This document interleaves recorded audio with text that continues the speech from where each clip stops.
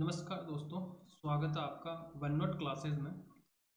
इस क्लास में आज हम डिस्कस करेंगे सीईटी समान पात्रता परीक्षा का नोटिफिकेशन आया है 6 तारीख को, 6 अगस्त 2024 को आरएस एमएसएस बिजनेस को इशू किया है।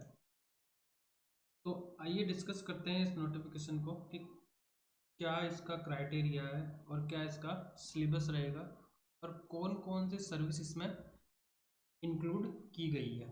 ठीक है, और इसकी योग्यता क्या होगी, फॉर्म कब स्टार्ट होंगे और लास्ट डेट इसकी क्या होगी। तो स्टार्ट करते हैं हम वीडियो को। इसमें सबसे पहले आता है कि कौन कौन सी सेवाओं को इसमें इंक्लूड किया गया है। ठीक है, तो पहले पे आता है राजस्थान होमगार्ड अधीनस्थ सेवा। पद का नाम क्या है, प्लाटून कमांडर। दूसरा है राजस्थान अभियांत्रिकी अधीनस्थ सिंचाई सेवा। इसमें कौन कौन से आएंगे, जिलेदार और पटवारी। ठीक है, इसमें जिलेदार और पटवारी आते हैं। नेक्स्ट आता है राजस्थान अधीनस्थ लेखा सेवा। तो इसमें कौन सा आएंगे, कनिष्ठ लेखाकार, ठीक है, जूनियर अकाउंटेंट। फोर्थ पे आता है राजस्थान राज्य लेखा लेखा अधीनस्थ सेवा। इसमें पद का नाम क्या है, तहसील राजस्व लेखाकार। नेक्स्ट आता है राजस्थान एकीकृत बाल विकास अधीनस्थ सेवा। तो इसमें सुपरवाइजर होंगे, पर्यवेक्षक इसमें होंगे। नेक्स्ट आता है 7 पे राजस्थान कारागार अधीनस्थ सेवा। तो इसमें जो जेलर होते हैं, सब जेलर होते हैं वो आएंगे। ठीक है, नेक्स्ट आता है राजस्थान समाज कल्याण अधीनस्थ सेवा। तो छात्रावास अधीक्षक ग्रेड सेकंड इसमें पद का नाम है। राजस्थान राजस्व भू लेखा भू प्रबंध एवं उपनिवेशन अधीनस्थ सेवा, पटवारी पद का नाम इसमें। नेक्स्ट है 10 राजस्थान पंचायती राज। तो वीडियो का जो भी वीडियो को भी इसमें सम्मिलित किया गया है। राजस्थान राज्य कृषि विपणन बोर्ड, तो कनिष्ठ लेखाकार को भी इसमें इंक्लूड किया है। आगे चलते हैं, समान पात्रता परीक्षा स्थानांतरित ग्रेजुएशन लेवल पर है।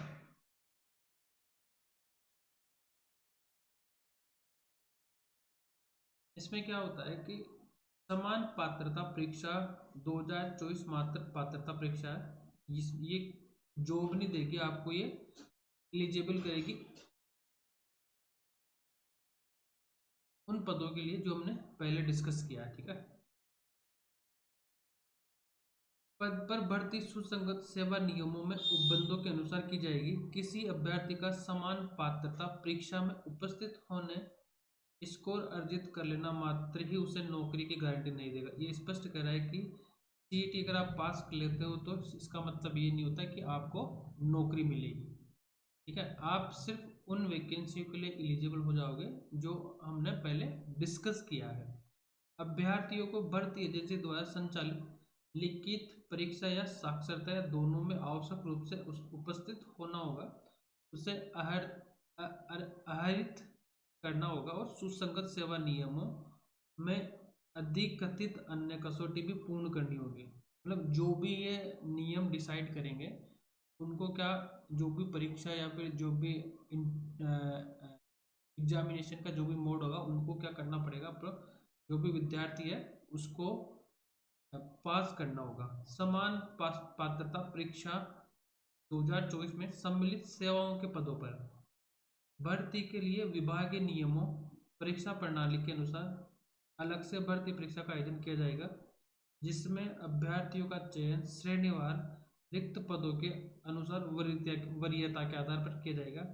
मुख्य भर्ती परीक्षा का आयोजन एवं भर्ती की कार्यवाही उस सेवा के नियमों के अनुसार की जाएगी। ठीक है, नेक्स्ट आता है दूसरा, समान पात्रता परीक्षा जो ग्रेजुएशन लेवल की है वर्ष में कम से कम एक बार की जाएगी, एक साल में एक बार की जाएगी। समान पात्रता परीक्षा का स्कोर परिणाम को के दिनांक से 1 वर्ष के लिए मान्य होता है। मतलब ये जो सीईटी का जो सर्टिफिकेट हो 1 साल के लिए मान्य होगा। बोर्ड द्वारा उन समस्त अभ्यर्थियों के अंक जो समान पात्रता परीक्षा में उपस्थित हुए हैं प्रकाशित किया जाएगा। ठीक है, सभी जो बच्चे हैं उनके अंक वो क्या किए जाएंगे, बताए जाएंगे।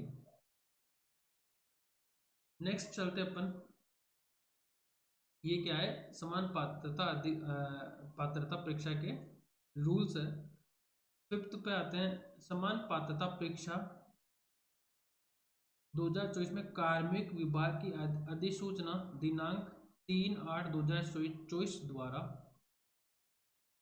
समान पात्रता परीक्षा में उल्लिखित अधीनस्थ और लिपिक वर्गीय सेवाओं के पदों पर सीधी भर्ती को शासित करने वाले किसी नियम में अंतर्विष्ट किसी बात के होते हुए भी कोई भी व्यक्ति समान पात्रता परीक्षा में उल्लिखित पदों पर चयन के लिए संचालित लिखित परीक्षा या साक्षात्कार दोनों में उपस्थित होने का पात्र नहीं होगा। ठीक है, तो ये क्या बोलना चाह रहा है कि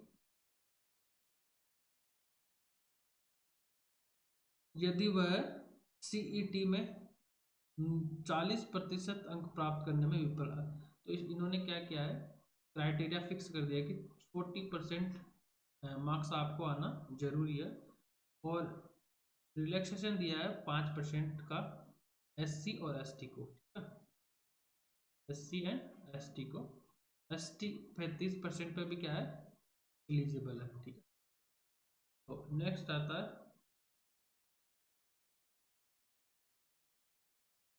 परीक्षा सीईटी 2024 में उल्लिखित किसी पद पर भर्ती के लिए शैक्षणिक अर्हता, आयु, अनुभव आदि वही होगी जो उस पद पर भर्ती को शामिल करने वाले सुसंगत सेवा नियमों में यथाविहित है। तो इसका कहने का मतलब है कि जो शैक्षणिक योग्यता और अर्हताएं, एज और आपका एक्सपीरियंस वही होगा जो उस भर्ती के लिए डिसाइड किया गया है। ठीक है, तो ऑनलाइन इसकी प्रक्रिया कब से स्टार्ट होगी हम देखते हैं।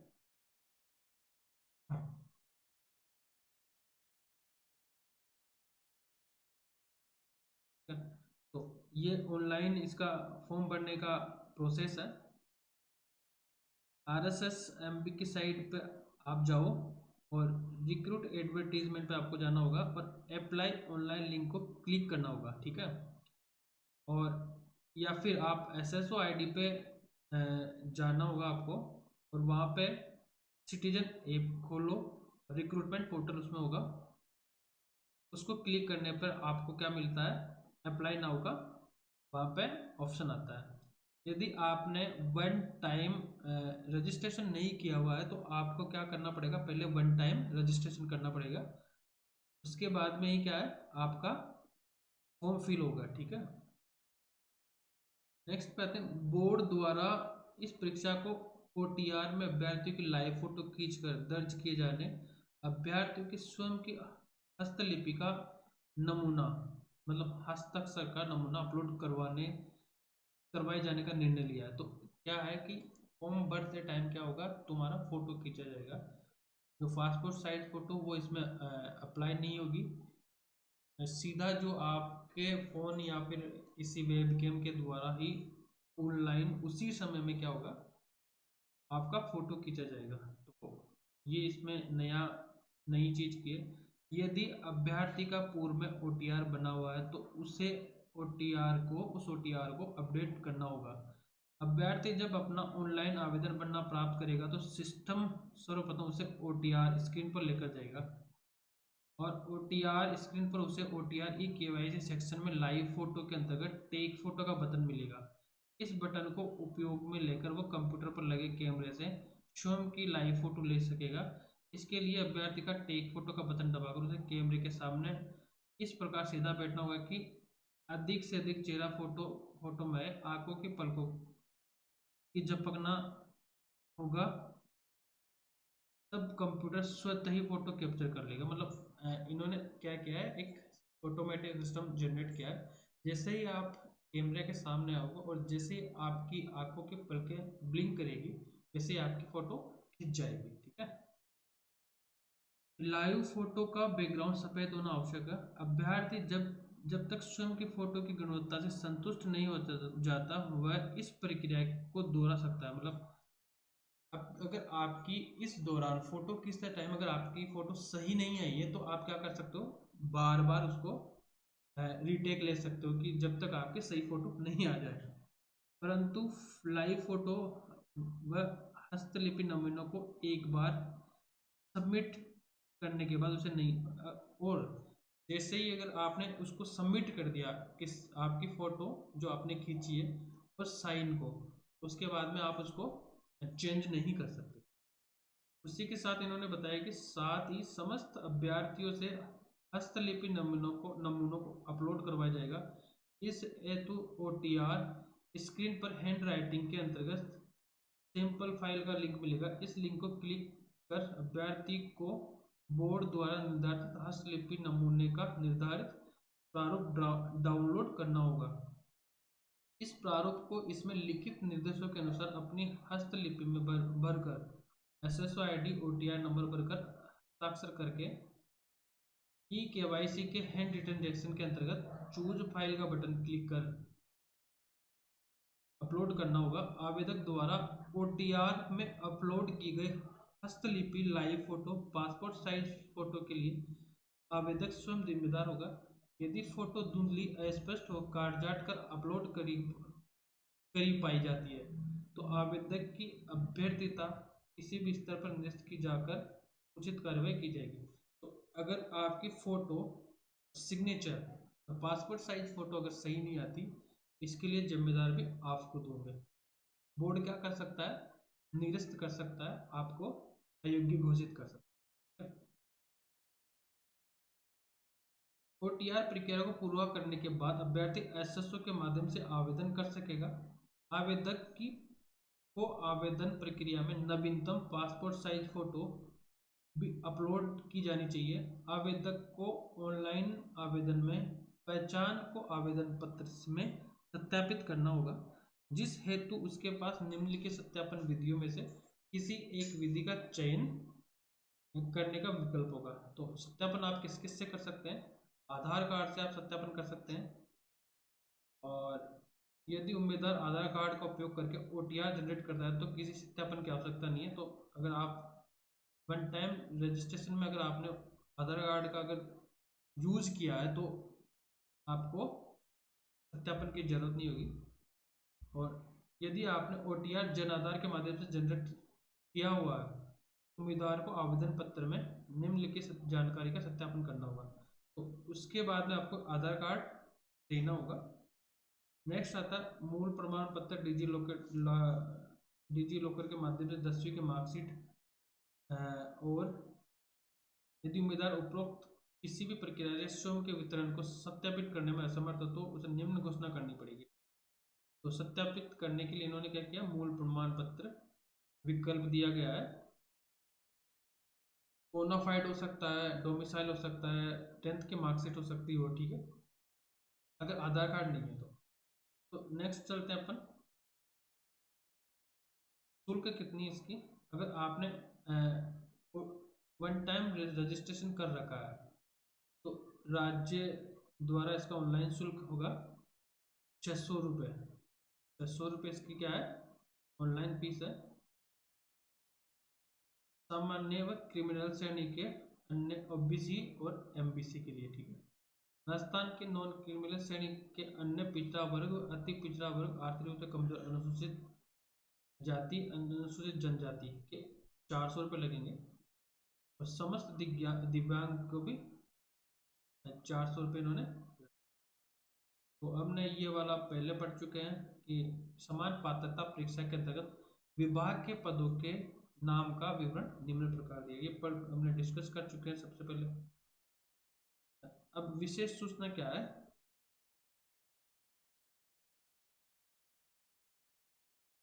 विशेष सूचना में कोई स्पेशल इतना दिया गया नहीं है, आप इसको रीड आउट कर लेना आपके अकॉर्डिंग। नेक्स्ट चलते हैं हम कि 2% कोटा दे रखा है इन्होंने किनको, उत्कृष्ट खिलाड़ियों को जो इन खेलों में भाग लिया है। इन्होंने ये जो 8 कैटेगरी बना रखी इन्होंने, 1 2 3 4 5 6 7 8, इसको क्वालिफाई करना चाहिए स्टूडेंट को। नेक्स्ट क्वेश्चन आता है, दिव्यांग जन के लिए भी इन्होंने कुछ प्रोविजन किया है। एलिजिबिलिटी क्या है, ग्रेजुएशन और उसके समतुल्य कुछ डिग्री होनी चाहिए उनके पास में, ठीक है। तो ग्रेजुएशन होना चाहिए और या फिर उसके रिलेटेड कोई भी जो डिप्लोमा या फिर कोई कोर्स कर रखा है वो इसके लिए योग्य होंगे। अनुसूचित क्षेत्र के अभ्यर्थियों के लिए विशेष निर्देश, जो टीएसपी वाले एरिया से आते हैं उनके लिए भी इन्होंने स्पेशल दे रखा है। एज कितनी होगी, 1 जनवरी 2025 को 18 वर्ष की आयु प्राप्त कर चुका हो और 40 वर्ष का नहीं, 40 वर्ष से ज्यादा का नहीं हो। तो इस बीच वाले क्या कर सकते हैं, सीईटी का फॉर्म भर सकते हैं।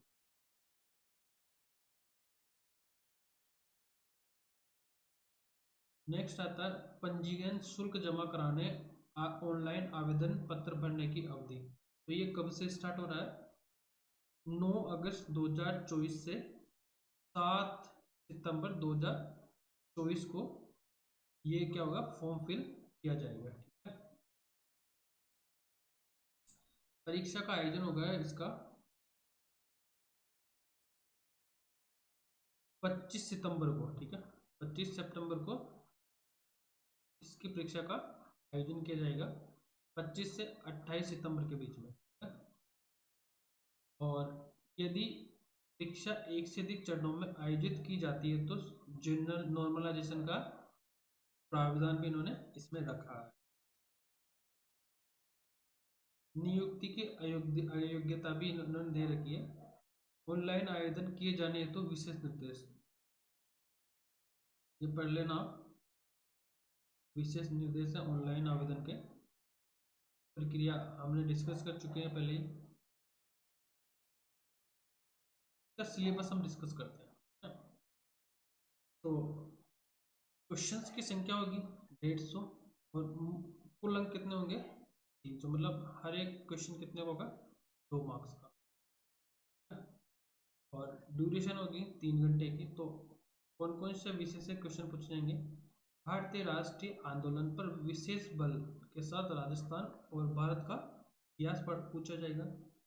राजस्थान का इतिहास, कला, सांस्कृतिक, साहित्य, परंपरा और विरासत, भारत का भूगोल, राजस्थान का भूगोल, राजस्थान पर विशेष बल के साथ भारतीय राजनीतिक व्यवस्था, भारत की अर्थव्यवस्था, राजस्थान की अर्थव्यवस्था, विज्ञान एवं साइंस एंड टेक्नोलॉजी, लॉजिकल विवेचन, मानसिक योग्यता, सामान्य हिंदी, सामान्य अंग्रेजी ज्ञान और करंट अफेयर्स, ठीक है। तो ये इसमें पूछा जाएगा।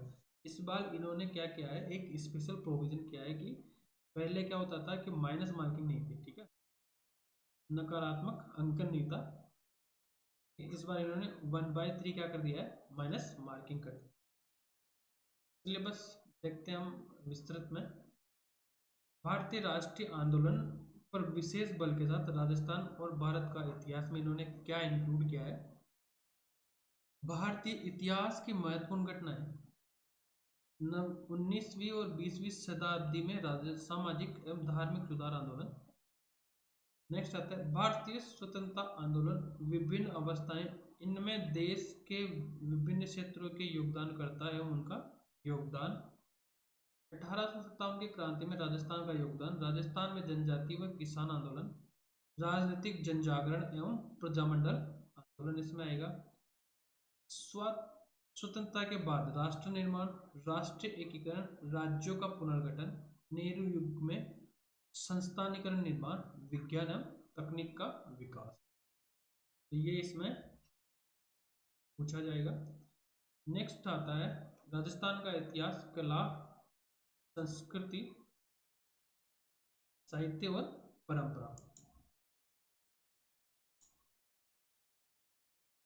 तो इसमें है प्राचीन सभ्यताएं, कालीबंगा, आहट, गणेश्वर, बालातल और बेराट। राजस्थान के इतिहास की महत्वपूर्ण ऐतिहासिक घटनाएं, प्रमुख राजवंश, उनकी प्रशासनिक व राजस्व व्यवस्था, सामाजिक सांस्कृतिक आयाम, स्थापत्य कला की प्रमुख विशेषताएं, किले एवं स्मारक कलाएं, चित्रकलाएं, हस्तशिल्प कलाएं, राजस्थानी साहित्य की महत्वपूर्ण कृतियां, क्षेत्रीय बोलियां, मेले, त्योहार, लोक संगीत और लोक नृत्य, राजस्थानी संस्कृति, परंपरा और विरासत, राजस्थान के धार्मिक आंदोलन, संत एवं लोक देवता, महत्वपूर्ण ऐतिहासिक स्थल, राजस्थान के प्रमुख व्यक्तित्व, राजस्थान का एकीकरण। ठीक है, ये राजस्थान के जीके में पूछा जाएगा। नेक्स्ट आता है भारत का भूगोल। भौतिक स्वरूप, पर्वत, पठार और मरुस्थल एवं मैदान इसमें पूछे जाएंगे। जलवायु एवं मानसून तंत्र, प्रमुख नदियां, बांध, झीलें और सागर, वन्य जीव जंतु एवं अभयारण्य, प्रमुख फसलें गेहूं, चावल, कपास, गन्ना, चाय और कॉफी, प्रमुख खनिज लोह अयस्क, मैग्नीज, बॉक्साइट और अभ्रक इसमें आता है। ऊर्जा संसाधन, परंपरागत एवं गैर परंपरागत, प्रमुख उद्योग एवं औद्योगिक प्रदेश, राष्ट्रीय राजमार्ग, परिवहन के साधन और व्यापार, भारत के भूगोल में पूछा जाएगा। राजस्थान के भूगोल में क्या पूछा जाएगा? भूगर्भिक संरचनाएं और भूगर्भिक भू आकृतियां, जलवायु दशाएं, मानसून तंत्र और राजस्थान का जलवायु प्रदेश, अपवा तंत्र, झीलें, सागर, बांध, जल संरक्षण तकनीकें, प्राकृतिक वनस्पति, वन्य जीव जंतु अभयारण्य, मृदाएं, रबी एवं खरीफ की प्रमुख फसलें, जनसंख्या वृद्धि, घनत्व, साक्षरता और लिंगानुपात, प्रमुख जनजातियां हैं, धात्विक व अधात्विक खनिज पदार्थ है, ऊर्जा संसाधनों, परंपरागत एवं गैर परंपरागत, पर्यावरण स्थल, यातायात के साधन, राष्ट्रीय राजमार्ग को रेल व वायुयान। नेक्स्ट आता है राजस्थान पर विशेष बल के साथ भारतीय राजनीतिक व्यवस्था, मतलब जो पॉलिटी उसमें ज्यादा जोर किस पे दिया गया है? राजस्थान की राज्य व्यवस्था पे। लेकिन इसमें जो कवर किया गया वो कौन कौन से हैं? भारतीय संविधान की प्रकृति, प्रस्तावना, मौलिक अधिकार, राज्य के नीति निर्देशक तत्व, मौलिक कर्तव्य, संघीय ढांचा, संवैधानिक संशोधन, आपातकालीन प्रावधान, जनित याचिका। नेक्स्ट आता है संविधान सभा, भारतीय संविधान की विशेषताएं। नेक्स्ट आता है राष्ट्रपति, प्रधानमंत्री, मंत्रिपरिषद, संसद और उच्चतम न्यायालय। नेक्स्ट आता है संघीय एवं राज्य कार्यपालिका, निर्वाचन आयोग, नियंत्रण एवं महालेखा परीक्षक, मुख्य सूचना आयुक्त, लोकपाल, राष्ट्रीय मानवाधिकार आयोग, स्थानीय स्वायत्त शासन एवं पंचायती राज इसमें आता है। नेक्स्ट आता है राजस्थान की राजनीतिक और प्रशासनिक व्यवस्था, राज्यपाल, मुख्यमंत्री, राज्य विधानसभा, उच्च न्यायालय, राजस्थान लोक सेवा आयोग, जिला प्रशासन, राज्य मानवाधिकार आयोग, लोकायुक्त, राज्य निर्वाचन आयोग और राज्य सूचना आयोग इस चैप्टर में आएंगे। मतलब जो पॉलिटी है जिसपे स्पेशल फोकस किस पे किया गया है? राजस्थान की राज्य व्यवस्था पे। ठीक है, मुझे लगता है कि मैक्सिमम क्वेश्चन राजस्थान के पॉलिटी से पूछा जाएगा इसमें। नेक्स्ट आता है भारत की अर्थव्यवस्था। भारत की अर्थव्यवस्था में इसने पूछा, मैं बताया कि बजट निर्माण, बैंकिंग, लोक वित्त, वस्तु एवं सेवा कर, जीएसटी, राष्ट्रीय आय, समृद्धि एवं विकास का आधारभूत ज्ञान। नेक्स्ट आता है राजकोषीय एवं मौद्रिक नीतियां। नेक्स्ट आता है सब्सिडी लोक वितरण प्रणाली। नेक्स्ट है ई कॉमर्स। के बाद में आता है अर्थव्यवस्था के प्रमुख क्षेत्र, कृषि, उद्योग, सेवा एवं व्यापार क्षेत्र की वर्तमान स्थिति एवं मुद्दे एवं पहल। इसके बाद में आता है हरित क्रांति, श्वेत क्रांति और नीली क्रांति, पंचवर्षीय योजना, नियोजन प्रणाली, प्रमुख आर्थिक समस्याएं, सरकार के पहल व आर्थिक सुधार कार्यक्रम। नेक्स्ट आएगा राजस्थान की अर्थव्यवस्था। राजस्थान की खाद्य एवं व्यावसायिक फसलें, कृषि आधारित उद्योग, बृहद सिंचाई एवं नदी घाटी परियोजनाएं, बंजर भूमि, सूखा क्षेत्र विकास परियोजनाएं, इंदिरा गांधी नहर परियोजना, उद्योग का विकास व उनका स्थान, कृषि आधारित उद्योग, खनिज आधारित उद्योग, लघु कुटीर ग्रामोद्योग, निर्यात सामग्री और राजस्थानी हस्तकला। नेक्स्ट आता है गरीबी बेरोजगारी अवधारणा, प्रकार, कारण, निदान, वर्तमान, फ्लैगशिप योजनाएं, सामाजिक न्याय एवं अधिकारिता, कमजोर वर्ग के लिए प्रावधान, विभिन्न कल्याणकारी योजनाएं, महात्मा गांधी राष्ट्रीय ग्रामीण रोजगार गारंटी अधिनियम, विकास संस्थाएं, सहकारी आंदोलन, लघु उद्यम, वित्तीय संस्थाएं, संविधान के तत्व 73वें संशोधन के अनुरूप पंचायती राज संस्थानों की ग्रामीण विकास में भूमिका। नेक्स्ट आता है साइंस एंड टेक्नोलॉजी,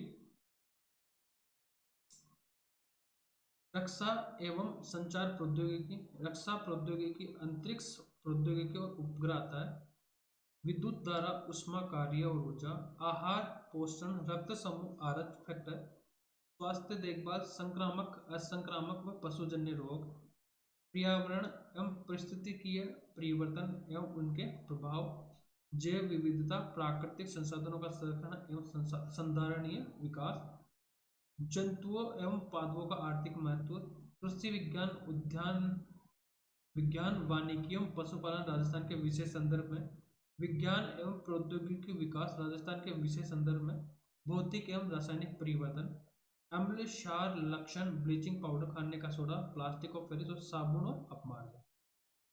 जीके में पूछा जाएगा तार्किक विवेचन एवं मानसिक योग्यता, मेकिंग सीरीज एनाटॉमी सीरीज पूछा जाएगा, figure matrix question, classification, alphabet test और passage and conclusion. Blood relation आएगा, coding decoding, direction sense test, sitting arrangement, input output, number ranking and time square, making judgement, logical arrangement of work, inserting the missing character number, mathematical operation, average ratio, area of triangle, circle, ellipse, trapezium, rectangle, square, cylinder, percentage, simple and compounder interest, unitary method, profit and loss, average ratio, proportion, volume of square, cylinder, cube and. Hindi में पूछा जाएगा संधि और संधि विच्छेद, संज्ञा सर्वनाम विशेषण क्रिया, क्रिया विशेषण, कारक और अवयव पूछे जाएंगे, समास, भेद, सामासिक पदों की रचना और विग्रह पूछा जाएगा, उपग्रह और प्रत्यय, विलोम शब्द, पर्यायवाची और अनेकार्थी शब्द है, विराम चिन्ह इसमें पूछे जाएंगे, ध्वनि एवं उसका वर्गीकरण, पारिभाषिक शब्दावली, शब्द शुद्धि, वाक्य शुद्धि, मुहावरे एवं लोकोक्तियां, राजभाषा हिंदी, संविधान स्थिति क्या है इसकी, पत्रकार एवं उनके प्रकार, पत्र एवं उनके प्रकार, कार्यालय पत्र के प्रारूप के विशेष संदर्भ में। ठीक है, तो ये हिंदी में ये टॉपिक कवर किए गए हैं। नेक्स्ट आता है इंग्लिश में, use of article and determiner, tense, sense of tense, voice, active voice और पैसिव वॉइस, नरेशन, डायरेक्ट और indirect, use of preposition, translation of ordinary common English sentence into Hindi and vice versa, synonym and antonym, comparison of a given passage, glory of official technical term, letter writing, item of phrase और one word इसमें पूछे जाएंगे। Next है computer के ज्ञान, character of computers, computer organisation include RAM ROM file system, input device, computer software, relationship between hardware and software, operating system, MS Office, exposure of Word, Excel, spreadsheet and PowerPoint इसमें पूछा जाएगा। और current affairs में इन्होंने किया है भारतीय राजस्थान अंतर्राष्ट्रीय महत्व के प्रमुख समसामयिक घटनाएं, मुद्दे, वर्तमान में चर्चित व्यक्ति, स्थान, संस्थाएं और खेल एवं खेलकूद संबंधी गतिविधियां। तो ये हमने इसका सिलेबस डिस्कस किया है, और जो समसामयिक घटना से संबंधित जो वीडियो है वो मैं आपके सामने इसी चैनल के माध्यम से लेके आऊँगा। और ये जो जितने भी टॉपिक दिए हुए हैं उन सब की क्लासेज मैं वन नोट क्लास के माध्यम से आपके सामने लेके आऊँगा। तो क्लासों को देखने के लिए आप बेल आइकन को दबाइएगा और वीडियो को शेयर और चैनल को सब्सक्राइब कीजिएगा। धन्यवाद दोस्तों, इसी के साथ मैं आपका वीडियो का क्या करता हूँ,